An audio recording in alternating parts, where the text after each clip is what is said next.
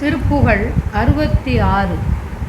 தெருப்புறத்து துவக்கியாய் முலை குவட்டை குலுக்கியாய் சிரித்து உருக்கி தருக்கியே பண்டை கூளம் என வாழ் சிறுக்கி இரட்சைக்கு இதக்கியாய் மனத்தை வைத்து கனத்த பேர் தியக்கமுற்று தவிக்கவே கண்டு பேசி உடனே இருப்பு அகத்து தளத்து மேல் விளக்கு எடுத்து படுத்து மேல் இருத்தி வைத்து பசப்பியே கொண்டு காசு தனியாது இதுக்கு அதுக்கு கடப்படாம் என கை கக்க கழற்றியே இழைக்க விட்டு துரத்துவார் தங்கள் சேர்வை தவிராய்.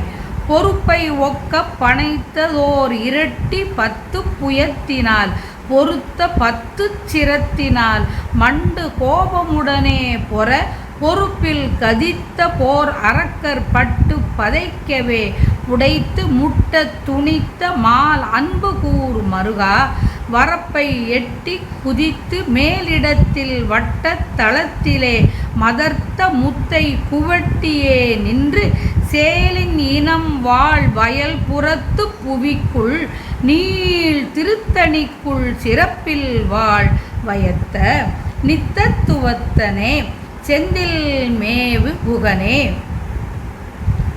செந்தில் மேவு குகனே என்று முடியும் திருப்புகழ் மற்ற திருப்புகழைப் போல் பெருமாளே என்று முடியாமல் குகனே என்று முடிகின்றது வியக்கத்தக்கது.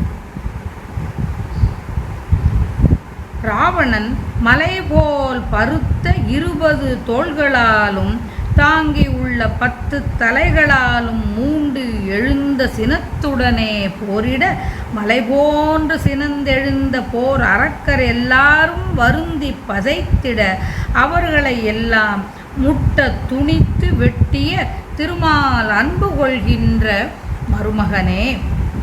சேல்மீன்கள் வரப்பின் மேல் எட்டி குதித்து மேலிடத்தில் உள்ள வட்டமான தரையிடத்தில் செழிப்புடனே உள்ள முத்துக்களை குவித்து நின்று வாழும் இயல்புடைய வயல் பக்கங்களை கொண்ட நில உலகத்தில் புகழ்மிக்க திருத்தணிகையில் சிறப்புடன் வாழும் வெற்றி உடையவனே என்றும் நிலையாய் உள்ளவனே திருச்செந்தூரில் வீற்றிருக்கும் குகனே.